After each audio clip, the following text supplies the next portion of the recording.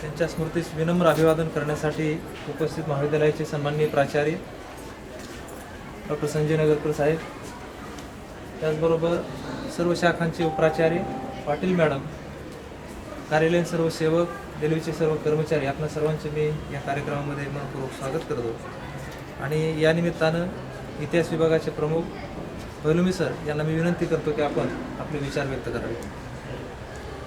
आज 6 डिसेंबर खऱ्या अर्थाने आजचा दिन म्हणजे भारतरत्न डॉक्टर बाबासाहेब आंबेडकर यांचा महापरिनिर्वाण दिन म्हणून ओळखला जातो.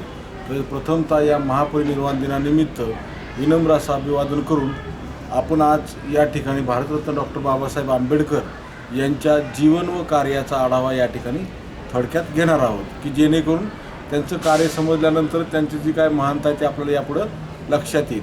खऱ्या अर्थाने जर पाहिलं तर भारतरत्न डॉक्टर बाबासाहेब आंबेडकरांचा जन्म 14 एप्रिल 1891 रोजी झाला आणि त्यांचा जी महापरिनिर्वाण दिन आहे तो 6 डिसेंबर 1956 रोजी.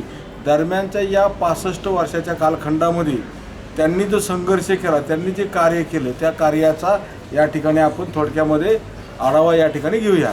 आपण जर पाहिलं तर त्यांचं प्राथमिक शिक्षण जे आहे ते खऱ्या अर्थाने संघर्षमय कालखंडामध्ये त्या ठिकाणी झालेलं आपल्याला दिसून येतं. जातीभेदाच्या अस्पृश्यतेचे जे चटके आहेत ते चटके त्या ठिकाणी त्यांनी अनेक सोसले आणि त्या माध्यमातून आपलं शिक्षण पूर्ण केलं. आणि शिक्षण पूर्ण करत असताना भारतामध्ये किंवा भारताच्या बाहेर जाऊन त्या ठिकाणी त्यांनी आपली जी काही शिक्षण आहे ते त्या ठिकाणी त्यांनी पूर्ण केलं आणि आपल्या शिक्षणाचा उपयोग खऱ्या अर्थाने समाजासाठी आणि देशासाठी व जगासाठी करण्याचं कार्य त्या ठिकाणी त्यांनी केलेलं आपल्याला त्या ठिकाणी दिसतं. प्रामुख्याने त्यांनी जे काय वृत्तपत्र आणि ग्रंथ यांचं लिखाण केलं.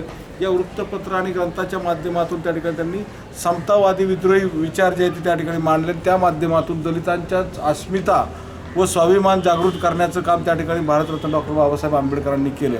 त्याचबरोबर बहिष्कृत हितकारणी सभा असेल, समाज समता संघ असेल, मजूर पक्ष असेल, त्याचबरोबर शेड्यूल कास्ट फेडरेशन असेल, पीपल्स एज्युकेशन संस्था असेल किंवा रिपब्लिकन पार्टी ऑफ इंडिया असेल, यासारख्या संस्थांच्या माध्यमातून त्या ठिकाणी त्यांनी दलित उद्धाराचे कार्य त्या ठिकाणी भारतरत्न डॉक्टर बाबासाहेब आंबेडकरांनी त्या ठिकाणी केलं आपल्याला दिसतं. त्याचबरोबर या देशासाठी, या देशाचे नियम व कायदे त्या ठिकाणी करण्याच्या दृष्टिकोनातून भारतीय राज्यघटनेची त्या ठिकाणी त्यांनी निर्मिती केली. त्या माध्यमातून सर्वसामान्य माणसाला जगण्याचा अधिकार आणि मानवताची शिकवण त्या ठिकाणी भारतीय राज्यघटनेच्या माध्यमातून त्या ठिकाणी आपणाला दिलेली आहे. आणि या भारतीय राज्यघटनेच्या माध्यमातून आज जी काय लोकशाही, त्या लोकशाहीची आपण या ठिकाणी जी फळं आहेत ती फळं चाकण्याची काम आपण या ठिकाणी करत आहोत. म्हणजे अशा प्रकारे जर पाहिलं तर खऱ्या अर्थाने भारतरत्न डॉक्टर बाबासाहेब आंबेडकरांनी या भारतासाठी, अस्पृश्यांसाठी, सर्व जाती धर्माच्या लोकांसाठी, महिलांसाठी, त्याचबरोबर अखंड मानवतेसाठी त्या ठिकाणी त्यांनी कार्य केलं आपल्याला त्या ठिकाणी दिसतं. म्हणून या महामानवाच्या आजच्या या महापरिनिर्वाण दिनानिमित्त या ठिकाणी विनम्र असं अभिवादन करून या ठिकाणी मी माझे 2 शब्द या ठिकाणी थांबवतो.